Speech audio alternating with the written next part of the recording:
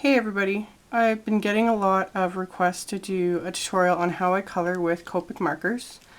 So I thought I would show that today, even though I don't really think I do anything special, but maybe someone will learn something from this.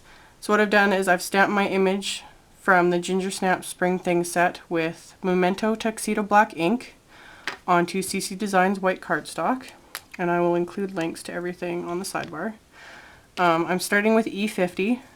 I always start with the skin if the image if it's of a person or whatever. And I start with my lightest color, always going in a circular motion. I do one section at a time. So like she's got the neck and the hands and that little bit of feet, but I'm doing just the face first. Then I'm going in with my E51 and adding some shadow and some depth. When I color, I almost always picture my light source coming from the top right, so I add my shadows accordingly. Biggest thing is to always be consistent, like picture your light source and then always put your shadows and your shading in the spots away from the light. So that's all you do. Just always go in circular motions and then just blend, blend, blend. So that was the face. And then I always usually add in a little bit of R20. This is called blush. And I will add a little bit of pink for her cheeks. I really like this color because it's just a nice light pink. And since the marker is still kind of wet, like the skin color ink that I used, I'm not gonna really blend that too much. Kind of like it how it is, but I'll just quickly go over it like so. That just kind of softens it a bit. So that's all you do there. And I will keep using the E50 and 51 and do her hands and her feet. Little sections like this. You can even go backwards, like I added the darker first, but they're such small spots that you don't even notice. Then I'm going to use my E25 and E27. These are sketch markers. So they're a wider barrel than the Chow, and they're oval shaped. They also hold more ink, so they are a bit more expensive than the Chow markers. I started with just the set of Chows, and then I've been adding a few colors here and there in the sketch markers as I place my orders.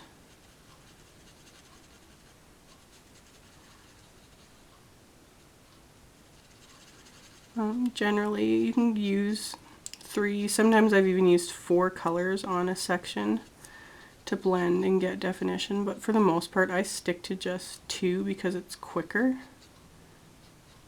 So I use my lighter color and then a darker shade of in the same family for definition. So that's the hair. So I'll add some E27.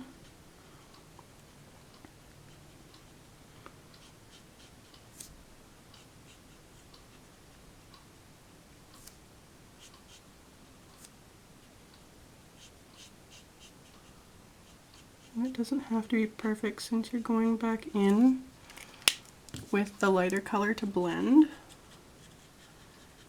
Just go like so.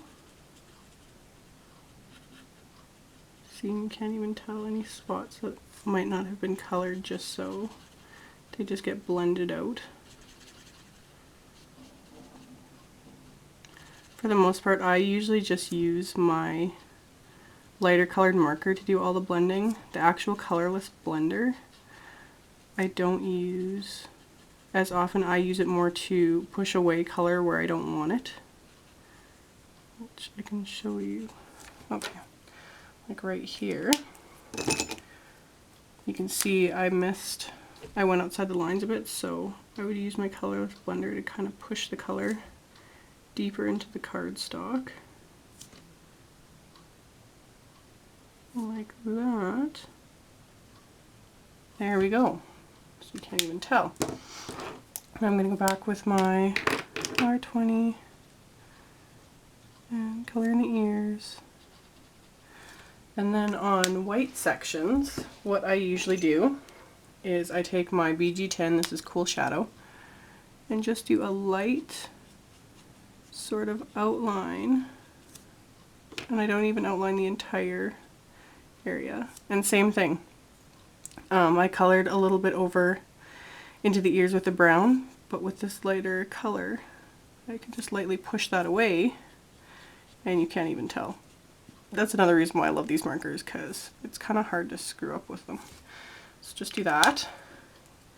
And adding a light color like this, either the BG10 or you could do the Cool Gray #1, a really pale gray, and just adding in the little outline there makes white appear more white.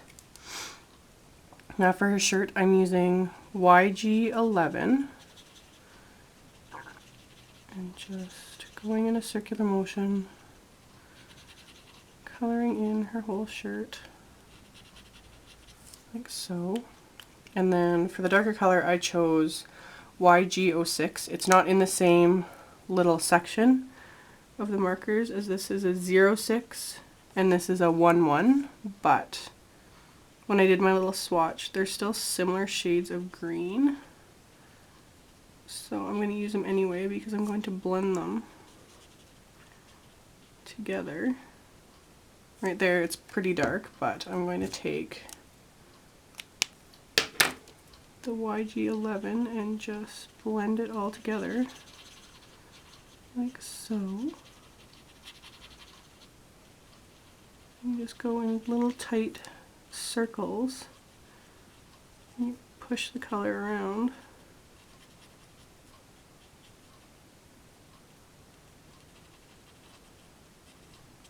There we go. And then for her pants, I'm going to use V12.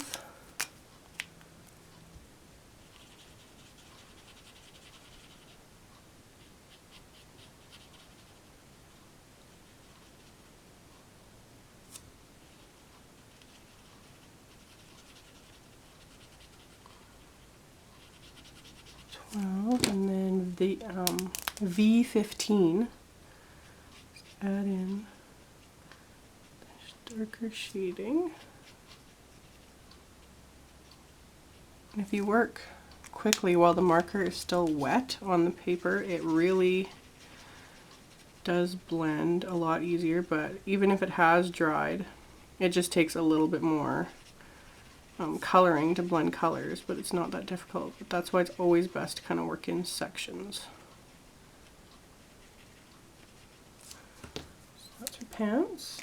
And then for her shoes, I'm just going to go back in and do R20 again. And again, I've gone over the lines a little bit with the purple, but I'll just take this R20 and gently go over the area I want to color, and it just pushes away. It just pushes the purple deeper into the cardstock.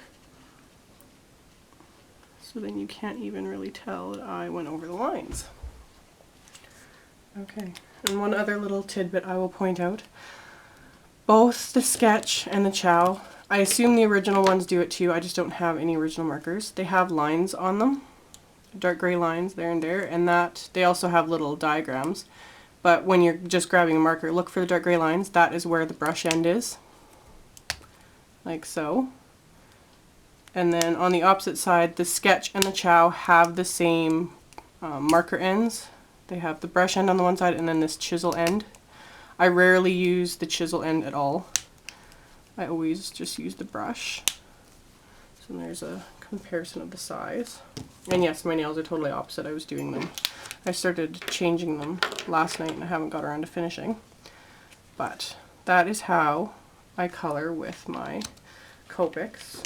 And another thing you can do is take the colorless blender and you can go over each section to really blend it if you want. I don't do that as often, but I did it on another image, so you can see that right there. I don't know if you can really tell, but yeah, you can actually. That's the one I went over. I just went over each section in circular motion with the colorless blender, so you can see the difference.